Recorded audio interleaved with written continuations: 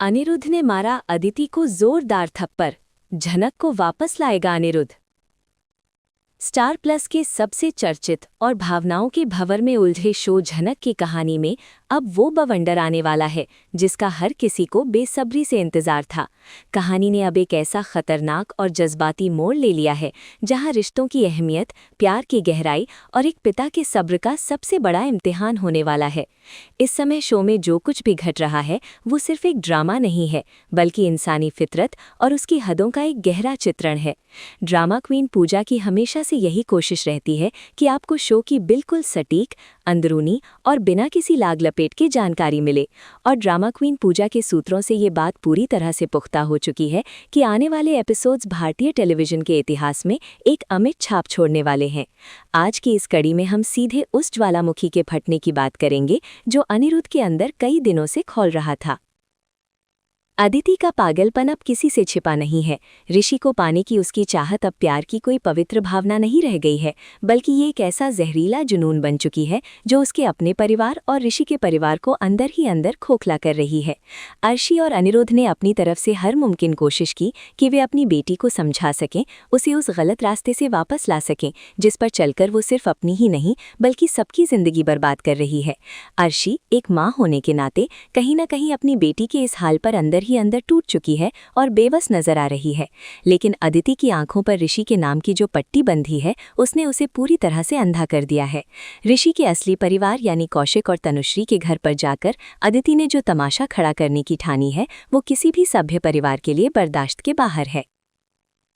कौशिक और तनुश्री पहले ही अपने बेटे ऋषि के किडनैप होने की वजह से एक गहरे सदमे और खौफ के साए में जी रहे हैं। उनका जवान बेटा अंकुश जैसे खूंखार गुंडों के चंगुल में है, किसी अनजान जंगल में है, भूखा प्यासा है और मौत के साए में सांस ले रहा है। ऐसे भयानक और दर्दनाक माहौल में जब अदिति उनके घर पहुंचकर अपनी हक जमाने की बचकानी और बेतुकी जिद पर अड़ जाती है तो कौशिक और तनुश्री के जख्मों पर नमक छिड़कने जैसा काम होता है।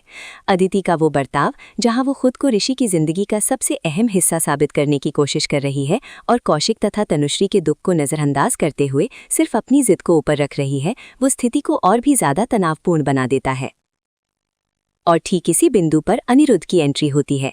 अनिरुद्ध एक ऐसा इंसान है जिसने अपनी जिंदगी में रिश्तों की बहुत भारी कीमत चुकाई है।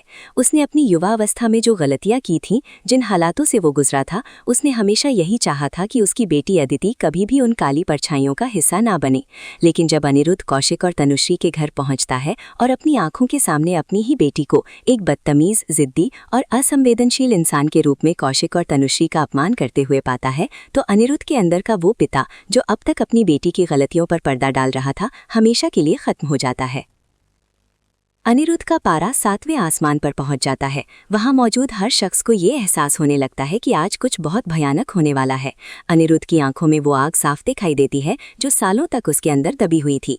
वो आगे बढ़ता है और बिना किसी झिझक, बिना किसी चेतावनी के अपना हाथ उठाता है और अदिति के गाल पर एक ऐसा जोरदार थप्पड़ जड़ता है जिसकी गूंज पूरे कमरे में सन्नाटा पसार देती है। वो थप्पड़ सिर्फ एक पिता का अपनी बेटी पर उठाया गया हाथ नहीं है, बल्कि वो उन सभी हदों के टूटने का प्रतीक है जो अदिति ने पार कर दी थी। उस थप्पड़ में अनिरुद्ध की वो सारी हताशा, वो सारा दुख और वो सारा पश्चाताप शामिल है जो वो अपनी बेटी की परवरिश को लेकर महसूस कर रहा है। अदिति जो अब तक अपने घमंड और जिद के नशे में चूर थी, उस जोरदार थप्पड़ से लड़खड़ा जाती है। उसका हाथ अपने गाल पर जाता है और उसकी आंखों में एक अविश्वास सा तैरने लगता है। उसे यकीन ही नहीं होता कि जिस पिता ने उसे हमेशा पलकों पर बिठा कर रखा, आज उसी पिता ने सरेआम उसे इस कदर जलील किया है। अर्शी जो अनिरुद्ध के ठीक पीछे खड़ी है, इस खौफनाक दृश्य को देखकर पूरी तरह से सुन पड़ जाती है।